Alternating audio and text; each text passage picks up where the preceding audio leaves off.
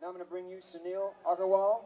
He is a med student, he is a researcher, and he is a cornucopia of intelligent factoids about this subject. Give him a big old... Can we get a big Seattle welcome for Sunil? He's also a core member of the Seattle Hempfest core group. That's why I want to give him the round of applause. Sweet, y'all. Thank you for coming out to Hempfest 2008. It's really great to be here. I want to share with you a little bit of my thoughts on why I can stand here and talk to you. And it's about the fact that I'm not afraid about being associated with the cannabis plant.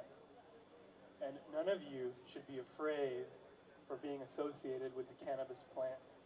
Because when you do that, you act like you're a criminal.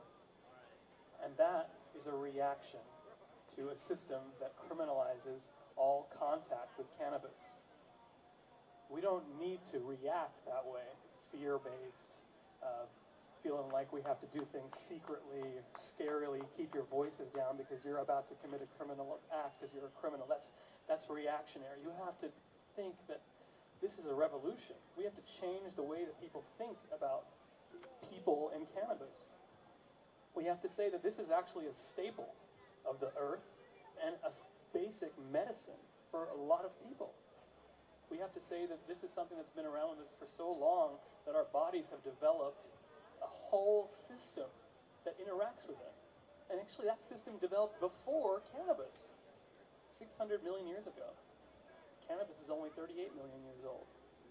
It's only recently that we've started to completely feel like totally alienated from this piece of nature. You guys are sitting on the grass, right? The way it feels on your feet, the way it feels in your hands is really nice and cool. That's the same feeling when you touch green cannabis. So don't be afraid of it. Don't walk around as paranoid wondering what's going to happen, because you know what? Whatever could happen to you if you lose your job, or you speak out and somebody now thinks that you're not a good member of their workforce or whatever it is you're associated with, that's a lot better because you're alive.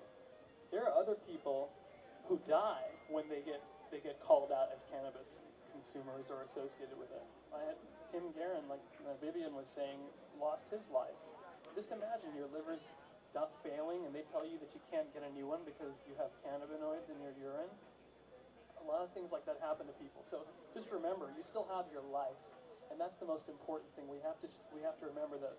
That's why what medical cannabis is about too. It's about life, and don't let them give you these death threats, these social death threats. You can also become an activist too.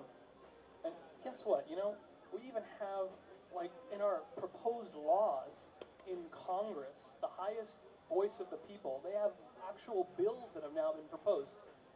You can look it up, House Resolution 5843, the Personal Use of Marijuana by Responsible Adults Act of 2008, which would eliminate federal criminal penalties for simple possession of 100 grams or less of cannabis. The first bill of its kind in 30 years. There's 8 co-sponsors, as I recall, and nobody even expected those seven of those co-sponsors to show up. Second bill, House Resolution 5842, the Medical Marijuana Patient Protection Act, which would reclassify marijuana from Schedule 1 to Schedule 2 of the Controlled Substances Act.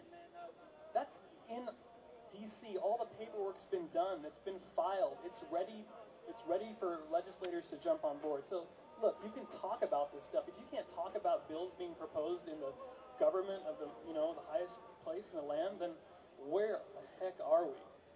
Okay, so get out there and talk about those bills and make sure your legislators vote for them or lobby them to do so. Are you with me? Can we do that this year? All right, sweet. Thank you all.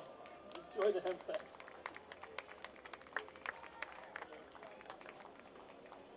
All right, thank you, Sunil.